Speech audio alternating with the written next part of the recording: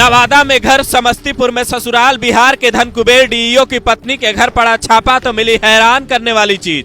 खाद की बोरी में नोट, डिब्बे में गहने, सास और पत्नी के खुले फाइल। 40 अधिकारियों ने एक साथ 60 ठिकानों पर मारा छापा। सबसे सटीक, विश्वसनीय तरीके से जिम्मेदारी निभाना।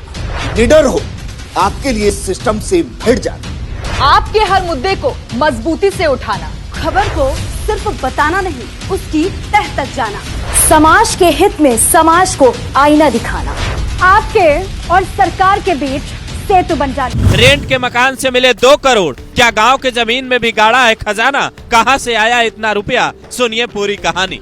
बिहार के धनकुबेर डीईओ रजनीकांत प्रवीण के पास इतना पैसा कहां से आया? इसकी पूरी कहानी करीब 10 घंटे की छापेमारी के बाद सामने आ चुकी है। बेतिया वाली नोटों की तस्वीर देखकर अगर आपका दिमाग भन्ना रहा है तो जरा 6 और जगहों की कहानी सुन लीजिए।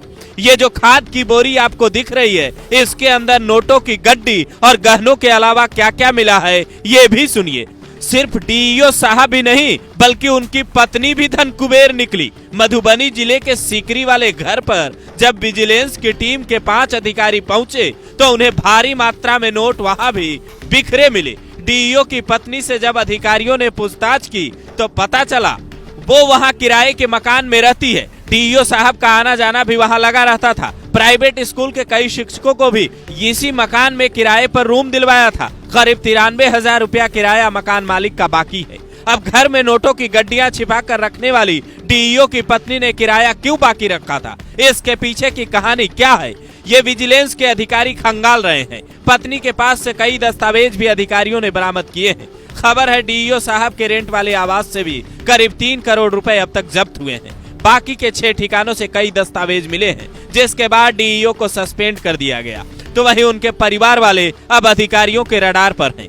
शायद आप ये जानकर दंग रह जाएं कि डीईओ का पूरा परिवार ही शिक्षा विभाग से जुड़ा है। इसीलिए पटना से पहुंची 40 अधिकारियों वाली विजिलेंस टीम ने एक साथ करीब 7 अड्डों पर छापा मारा, जिसमें पहला था पश्चिमी चंपारण जिले का बेतिया, जहां डीईओ साहब रेंट के मकान में रहते थे। दूसरा था समस्तीपुर, जहां इनका ससुराल है और इनकी पत्नी सुषमा शर्मा रहती हैं। जबकि तीसरा और चौथा था समस्तीपुर का बगहा एरिया और दरभंगा जिला, जहां इनकी पत्नी प्राइवेट स्कूल चलाती हैं। इसके अलावा 5वां था मधुबनी, जहां डीईओ साहब पहले पोस्टेड थे। वहां भी कोई खजाना छिपाया था या नहीं, ये देखने विजिलेंस की टीम गई थी। समस्तीपुर और बगहा में 2-2 जगहों पर विजिलेंस ने छापा मारा। इस तरह डीईओ साहब के कुल 7 ठिकाने जांच की जद में थे और वहां से जो जो जानकारी मिली उसे देख जानकर आंखें फटी की फटी रह जाएंगी।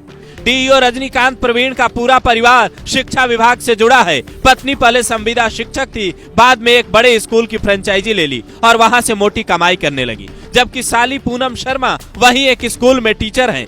सास निर्मला शर्मा टीचर से रिटायर्ड हैं। डीईओ साहब की कारस्तानी की वजह से अब सब जांच की घेरे में हैं। किसके पास भ्रष्टाचार का कितना रुपया गया, इसकी जांच हो रही है। पता ये भी चला है कि नवादा वाले घर में इनका आना जाना न के बराबर था, लेकिन दोनों पति पत्नी इतनी अकूत संपत्ति होने के बाद भी रेंट के मकान में क्यों रहते थे? क्या जांच को भटकाने के लिए उन्होंने ये चाल चली? ये बड़ा सवाल है। क्या डीईओ के ऊपर किसी बड़े आदमी का हाथ है? क्या वो कोई नेता या अधिकारी है? क्या विजिलेंस की टीम उस तक पहुंच पाएगी या सिर्फ जांच यही रुकने वाली है? ये सवाल भी बिहार में अभी से चर्चा का विषय बना हुआ है, क्योंकि अक्सर ऐसा होता है, ऐसे अधिकारी पकड़ लिए जाते हैं लेकिन उनके आका खुलेआम घूम रहे होते हैं। खबर में फिलहाल इतना ही, लेकिन आपको एक खबर अच्छी लगी तो इस खबर को लाइक कीजिए और चैनल को फ्री में सब्सक्राइब करना बिल्कुल मत भूलिए।